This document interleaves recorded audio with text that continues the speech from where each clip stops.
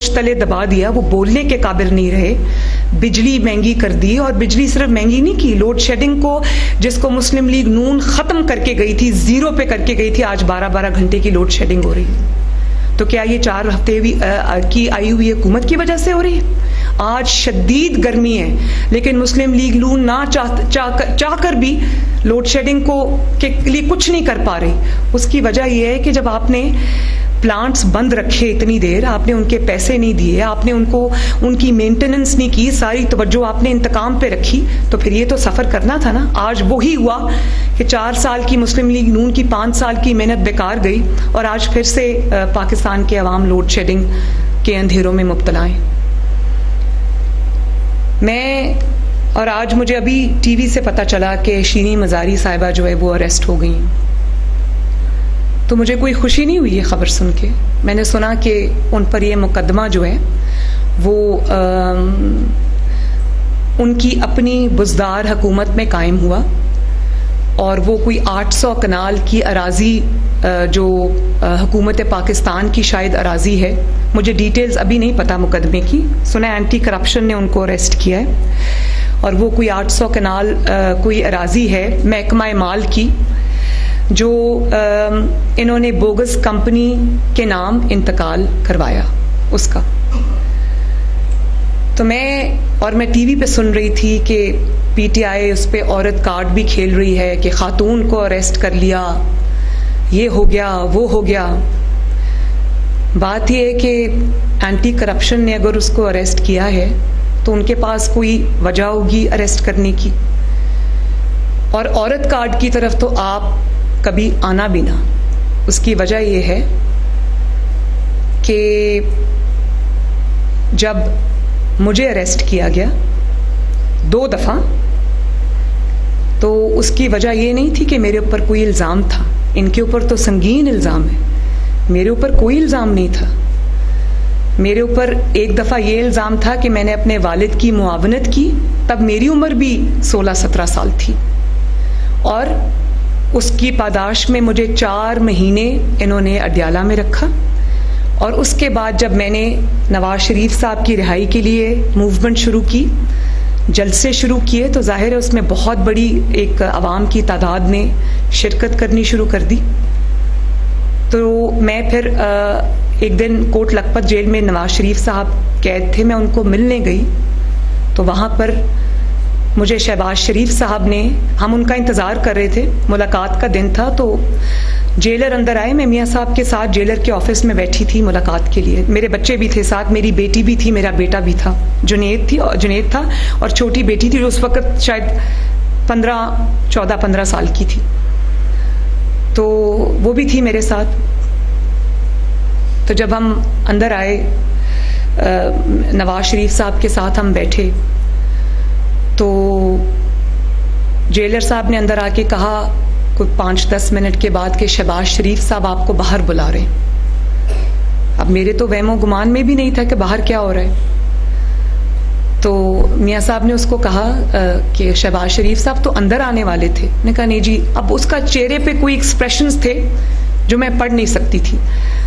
तो उन्होंने कहा नहीं जी, वो मरियम बीबी को बाहर बुला रहे हैं। जब मैं बाहर गई जेल के गेट पर, तो वहाँ पर शहबाज शरीफ साहब के साथ नैब की टीम खड़ी थी और साथ पुलिस थी। उन्होंने कहा कि बेटी आपको अरेस्ट करने आए। तो मैंने उनको कहा कि क्यों? तो उन्होंने कहा कि कोई चौधरी शुगर मिल का केस है जिस पे ये आपकी इन्वेस्टिगेशन करना चाहते हैं। तो मैंने कहा अच्छा, आपने अरेस्ट करना है, आप ज़रूर अरेस्ट करें, मैं अपने वालिद को ज़रा मिल के आ जाऊँ, उनको बता के आ जाऊँ कि मैं अरेस्ट होने लगी हूँ। तो मैं बड़ा अपना कंपोजर जितना मैं रख सकती थी मैंने रखा। मैं अपने वालिद के पास गई, तो मैंने उनको कहा कि बाहर मुझे नैब अरेस्ट करने आई है। जाहिर है वालिद थे, घबरा गए, लेकिन बोले कुछ नहीं, वो भी बड़े कंपोज थे। और वो उठे, मैंने कहा मुझे इजाज़त दें, मैं जाऊँ। तो मेरी बेटी थी छोटी, वो रोने लगी, उसकी आवाज़ें पूरे ऑफिस में आई, मैंने उसको चुप कराया। तो नवाज शरीफ साहब वहाँ बैठे थे, तो अभी मैं उनसे, वो खड़े हुए मुझे मिलने के लिए, गले मिलने के लिए कि बेटी अब जेल जा रही है। तो इतने में नैब की टीम उसी ऑफिस में दाखिल हो गई और नवाज शरीफ साहब के सामने मुझे अरेस्ट कर लिया। नवाज शरीफ साहब ने उस वक्त कुछ नहीं कहा, सिर्फ एक जुमला कहा कि वक्त एक जैसा नहीं रहता, ये याद रखना।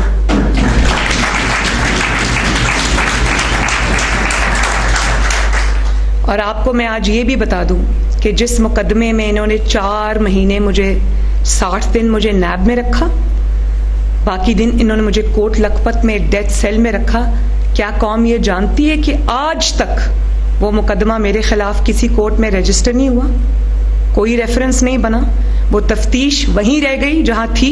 और तफ्तीश क्या होती थी, नैब में जब मुझे इन्होंने सॉलिटरी कन्फाइनमेंट में रखा तो तफ्तीश क्या होती थी कि आप आजकल कौन सी किताब पढ़ रही हैं, आपके घर में जो निज़ाम है वो कौन चलाता है, मियाँ साहब पार्टी की जब फैसले करते हैं तो वो मशावरत कैसे होती है। मतलब वक्त गुजारने के लिए नैब की इन्वेस्टिगेशन टीम मुझसे ये पूछती थी, तो मैं हंसती थी, मैं उनको कहती थी कि जब आपके पास कोई है नहीं सवाल पूछने के लिए तो आप ये क्या मेरे से सवाल पूछते रहते हैं। लेकिन बात ये कि मैंने मजलूमियत कार्ड नहीं खेला, मैंने औरत कार्ड नहीं खेला।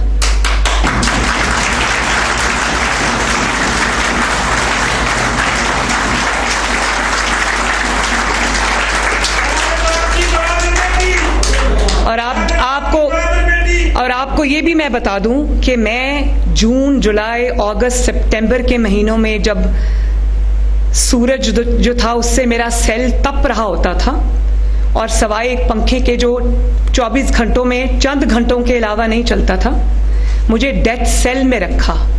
मैं भी एक औरत थी, किसी की बेटी थी, बेगुनाह सियासी मुकदमे में जेल में थी, लेकिन मैंने कभी मजलूमियत कार्ड नहीं खेला। मैंने इनको ये कहा कि जो आपको जवाब मुझसे लेना है आप लें, मैं आपके इंतकाम का भी सामना करूंगी, आपके जबर का भी सामना करूंगी, और आज तक कोई केस ये मेरे खिलाफ साबित नहीं कर सके।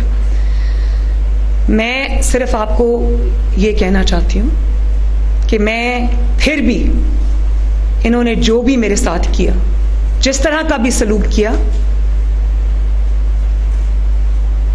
मैं फिर भी किसी इंतकाम में बिलीव नहीं करती। और मैं नहीं चाहूंगी कि चाहे वो कोई मर्द हो या औरत हो। शीरी मज़ारी साहब को तो ख़वातीन ने अरेस्ट किया है ना, मुझे दोनों दफ़ा जब अरेस्ट किया था तो किसी खातून ने अरेस्ट नहीं किया, लिटरली मुझे मर्दों ने अरेस्ट किया। और ये भी मैं बता दूं कि ये कहानियां मैं कभी कौम के सामने ज़रूर लाऊंगी कि नैब में मेरे साथ इन्होंने क्या सलूक किया, कहाँ इन्होंने कैमरास लगाए हुए थे, क्या क्या ये करते थे। रात को 12 बजे ये मेरे कमरे पे मर्द जितने भी ऑफिसर्स होते थे वो धावा बोलते थे और मेरी वीडियोस बनाते थे, इनके पास वो वीडियोस मौजूद हैं। और एक दफ़ा मैंने थोड़ा सा, जब ये 12 बजे मेरे कमरे में रेड के लिए आए तो खिड़की से मैंने देखा कि उस वक्त के लाहौर के जो डीजी नैब थे वो बाहर अंधेरे में छुप के खड़े थे और उन्होंने पुलिस ऑफिसर्स को भेजा रात को 12 बजे मेरे कमरे पे रेड करने के लिए। मैं आपको ये बात बता दूं कि अगर मैंने ज़बान खोली कि इन्होंने मेरे साथ क्या किया तो बात बहुत दूर तक जाएगी, लेकिन वो बात जब मैं करूंगी कभी बेहतर वक्त आया, और वो इसलिए नहीं करूंगी कि वो मेरे साथ गुजरा, इसलिए करूंगी कि मैं कौम के सामने ये रखूं कि ये किस किस्म के, किस कमाश के लोग थे। लेकिन आज अगर शीरी मज़ारी साहबा अरेस्ट हुई हैं तो उनको किसी इल्ज़ाम पे अरेस्ट किया गया है तो उनको उस इल्ज़ाम को फेस करना चाहिए, उसके जवाबात देने चाहिए, उसके सबूत उनको देने चाहिए, उन इल्ज़ामात को गलत साबित करना चाहिए। और अगर वो इसमें कामयाब हो जाती हैं और बेकसूर साबित हो जाती हैं तो मैं कौम से वादा करती हूँ कि सबसे पहले मरियम नवाज शरीफ उनके साथ खड़ी होगी।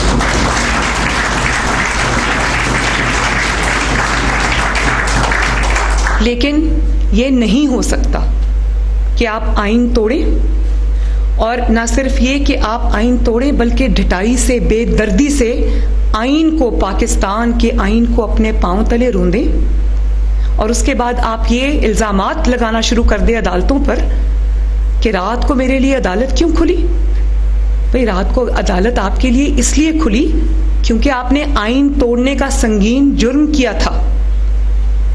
ये नहीं हो सकता कि आप आइन के ऊपर पांव रख के गुजर जाएं और कोई अदालत आप उसका नोटिस ना ले।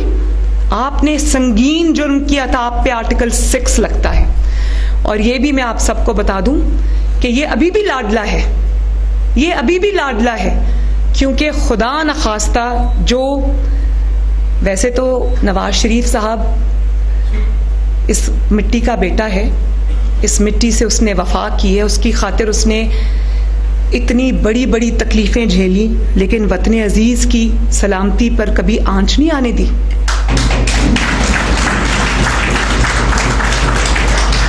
उन्होंने अगर इदारों पर कभी तनकीद की तो उन्होंने एक तामीरी तनकीद की। उन्होंने कहा कि अपने दायरा कार से बाहर ना निकलें, क्योंकि जब आप पर उंगलियां उठती हैं तो मुझे तकलीफ होती है। ये होता है मुहिब्बे वतन लीडर। लेकिन मैं ये आपको बता दूं कि नवाज शरीफ साहब इस सिस्टम का लाडला नहीं है, वो अवाम का लाडला जरूर है, जिसको अवाम बार बार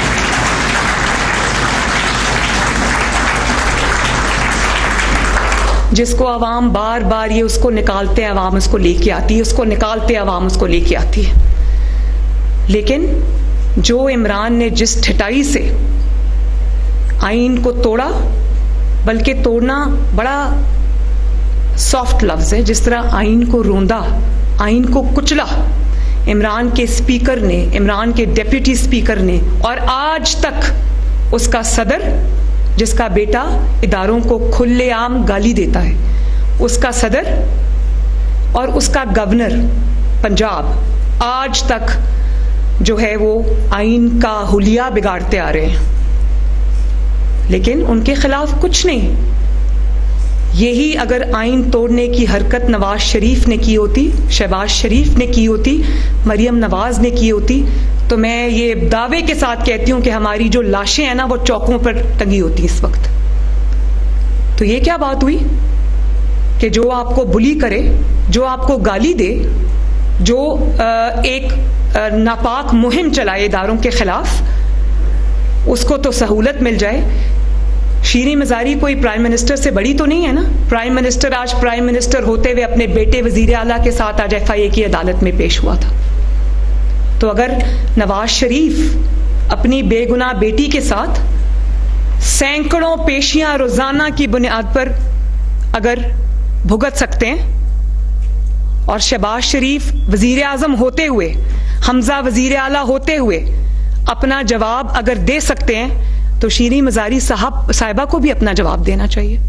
यह नहीं होगा कि आपने अगर कोई गलत काम किया है, जो कि अभी कानून साबित करेगा, मैं उसके बारे में अभी कुछ नहीं कहना चाहती क्योंकि मेरे पास इंफॉर्मेशन नहीं है, लेकिन इन्वेस्टिगेशन होगी तो सामने आना चाहिए ना कि आपने क्या किया है। तो उसमें अगर आप बाइज्जत बरी होती हैं, उसमें अगर आप बाइज्जत आप निकल आती हैं, तो मैंने आपको पहले कहा है कि मैं आपके साथ खड़ी होंगी।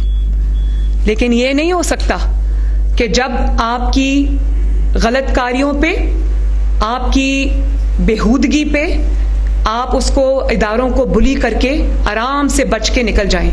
ये वही इमरान खान है ना जो फॉरेन फंडिंग पे 7 साल से बैठा है और उसको आगे चलने नहीं दे रहा।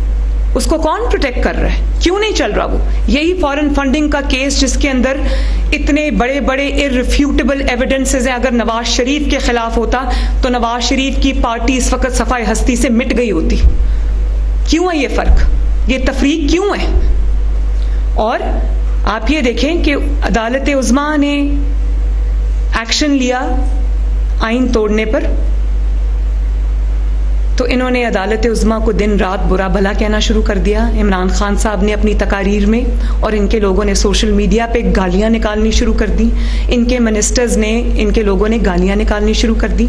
उस वक्त जो अदालतें थी वो बिकी हुई थी, और उसके बाद जब शहबाज शरीफ साहब के खिलाफ सो मोटो नोटिस हुआ तो वही अदालतें अचानक अच्छी हो गई। उन अदालतों की शुक्रिया अदा करने शुरू हो गए। वही ECP जिसको रोज की बुनियाद पर कहा जाता था कि ECP चेयरमैन इस्तीफा दे, ईसीपी चेयरमैन के खिलाफ जो इन्होंने जुलूस निकाले, उस पे जो ईसीपी चेयरमैन के खिलाफ जो प्लैकार्ड्स इन्होंने पकड़े होते थे, उस पे गालियां लिखी थी, लिटरली इंग्लिश की गालियां लिखी होती थी, क्योंकि इनको डर था कि इनके खिलाफ जो फॉरेन फंडिंग केस है उसमें इतने बड़े बड़े सबूत आ चुके हैं जिनका सामना इमरान खान नहीं कर सकते थे। तो उसी ईसीपी को इन्होंने गाली देना शुरू की, और कल जब इनके अपने अरकान 25 अरकान डीसीट हो गए तो उस ईसीपी की तारीफ में ज़मीन और आसमान के कलाबे मिलाने शुरू कर दिए। ये तो तरीका नहीं है ना कि आपके दिल में जो आए पहले इदारों के बारे में मुगलजात बको। जो कानून आपको पकड़े वो कानून बुरा है, जो कानून आपके मुखालिफ के खिलाफ फैसला दे वो कानून अच्छा है। जो इदारा आपके खिलाफ हरकत में आए वो क्या नाम इसने लिया था, वो क्या कह रहे थे इदारों को, सिपा सालार को क्या कहा, मीर जाफर और मीर सादिक। जो इदारा आपके खिलाफ, आपकी गैर कानूनी हरकतों के खिलाफ हरकत में आए वो मीर जाफर हो गया, वो मीर सादिक हो गया। और अगर वो जानवर है, और अगर वो आपके हक में फैसला दे तो फिर आप उसकी तारीफ शुरू कर देते हैं। तो मुझे तो ये समझ नहीं आती कि ये क्या मंतक है। और अगर इसी तरह बुली करके आपने इदारों से फैसले लेने हैं, इदारों को आपने बुली करना है, और आपका रोल अब पाकिस्तान की सियासत के अंदर एक बुली का रोल रह गया है, तो फिर इदारों को भी सोचना चाहिए, कौम को भी सोचना चाहिए कि एक बुली को आप फीड क्यों कर रहे हैं। और आप ये देखें कि कल इन्होंने जो बातें की अपनी तकरीर के अंदर, मैंने ये बहुत पहले कहा था कि आज भी जब भी मुझे इमरान खान का नाम लेना पड़ता है तो मुझे दिली तकलीफ होती है, क्योंकि ये शख्स इस काबिल नहीं है कि मैं इसका नाम लूँ। लेकिन 4 साल क्योंकि ये वजारत उज़्मा की कुर्सी पे जो शख्स बराजवान रहा, जिसने पाकिस्तान की तबाही की, जिसने पाकिस्तान की बर्बादी की, जो पाकिस्तान की मईशत को वेंटिलेटर पे डालने का जिम्मेदार है, जो पाकिस्तान के तमाम दोस्त ममालिक को दुश्मनों की सफ में खड़े करने का जिम्मेदार है, जिसने जाते जाते पाकिस्तान में वो आग लगाई कि उसको बुझाते बुझाते साल लग जाएंगे। तो मैं आइंस्टाइन को तो का नाम तो नहीं ले सकती ना, मैं किसी और मुल्क के सरबराह का नाम तो नहीं ले सकती ना, जो इस कुर्सी पे 4 साल रहा, जो इस सब तबाही बर्बादी नालायकी का जिम्मेदार है, उसका क्या नाम है? तो इमरान खान का जो भी नाम है, वो इमरान खान का नाम मुझे लेना पड़ता है, दिल पे पत्थर रख के लेना पड़ता है, लेकिन नाम ही वही है क्योंकि जिम्मेदार वो है। वरना इमरान जैसे शख्स को तो मैं कभी मुड़ के भी ना देखूं। और जब आपसे सवाल किया जलसों में कि आप बाकी बातें छोड़ें, आप जरा जवाब दे दें कि 4 साल में आपने क्या परफॉर्म किया। 4 साल की 40 तकरीरों में 4 मिनट आप छोड़ दें, 1 मिनट आप अपनी कारकर्दगी पे बोल दें, लेकिन क्योंकि उसका जवाब नहीं था। जो गैर मुल्की साजिश का झूठा ड्रामा घड़ा, उसका जवाब नहीं था। जो झूठे खत का ड्रामा घड़ा, उसका जवाब नहीं था। जो अब अपनी कत्ल की साजिश का ड्रामा रचा लिया, उसका जवाब नहीं था। तो फिर जवाब ये था कि वो खड़े होके कल गैर इखलाकी हमले करें। मैंने तो आप पे कोई गैर इखलाकी हमला नहीं किया, मैंने तो अपना जो अटैक है वो इश्यूज की बेस पे रखा और सियासी अटैक रखा।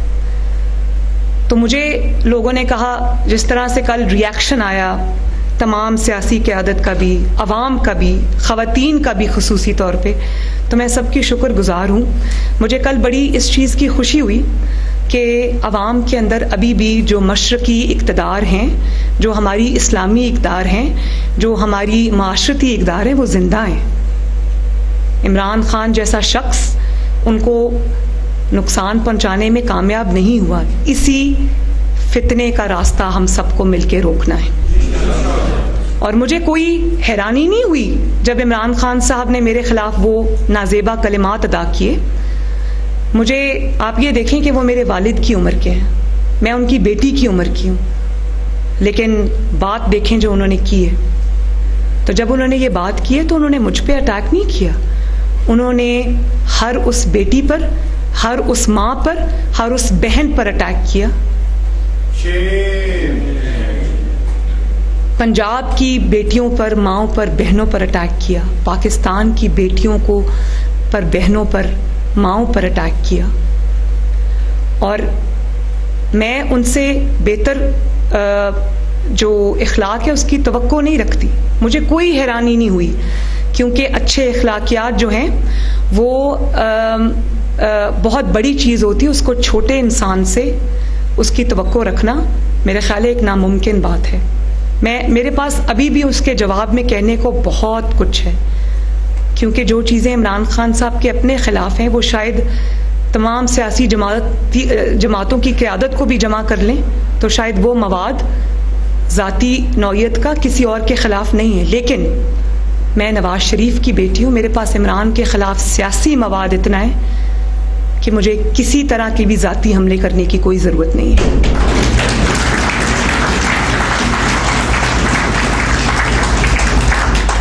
लेकिन बतौर माँ, बतौर बेटी, बतौर बहन, ये भी मेरी बेटियां बैठी हैं, मुझे इस चीज़ की फ़िक्र ज़रूर है कि जब वो कल खड़े होकर जलसे में नौजवानों को जो उनके जलसे में खड़े थे उनको आपने क्या पैगाम दिया? आपने उनको ये पैगाम दिया कि आपके इर्द गिर्द जो माएँ, बहनें, बेटियां हैं उनको इस नज़र से देखा जाना चाहिए।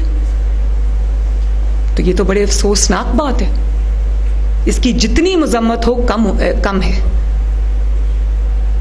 मैं आपको कभी आपकी ज़बान में जवाब नहीं दूंगी, लेकिन जब पाकिस्तान के अवाम के इस्तेहसाल की बात आएगी, पाकिस्तान की मईशत की बर्बादी की बात आएगी, आपकी नालायकी, नाअहली से मुल्क को तबाह करने की बात आएगी, तो मरियम नवाज शरीफ आपको छोड़ेगी नहीं।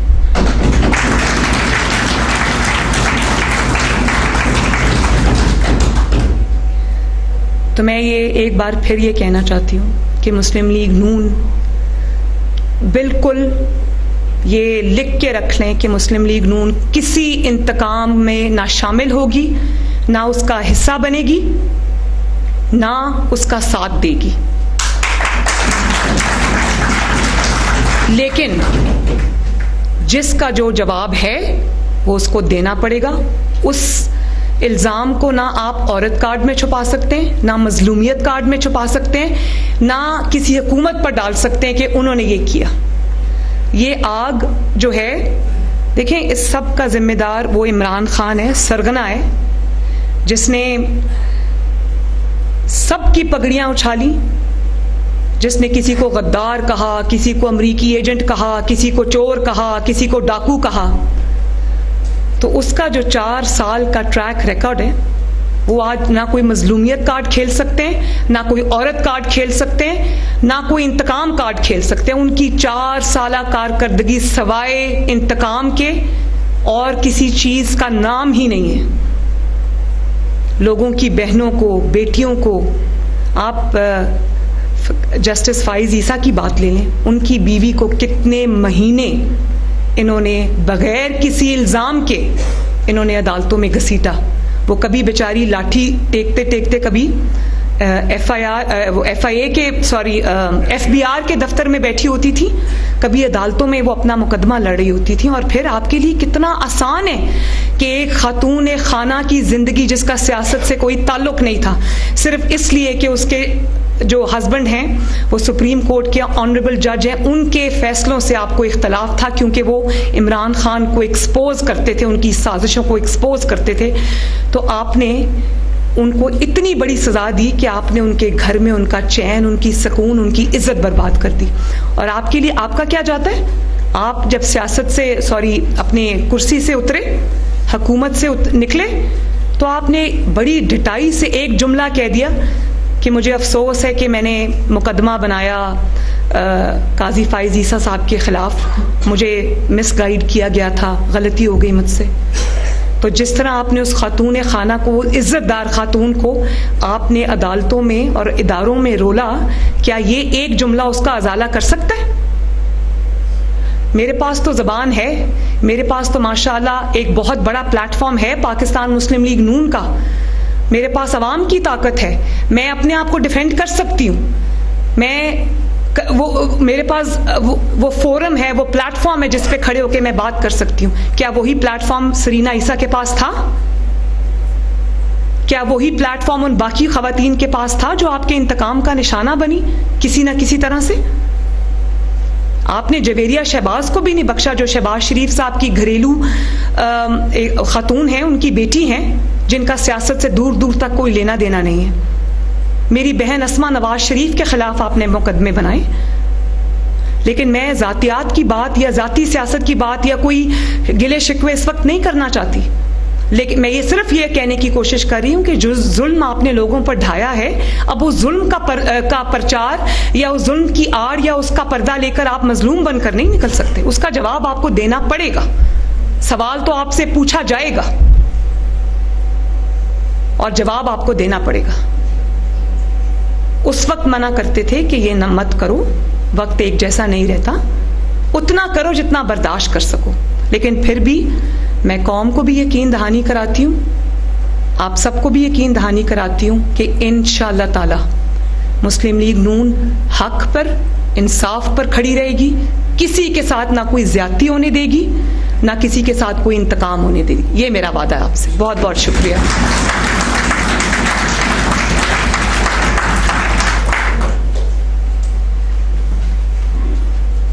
तो मैं आप सबका एक दफ़ा फिर से बहुत बहुत शुक्रिया अदा करती हूँ और उम्मीद करती हूँ कि जितनी भी मैंने आज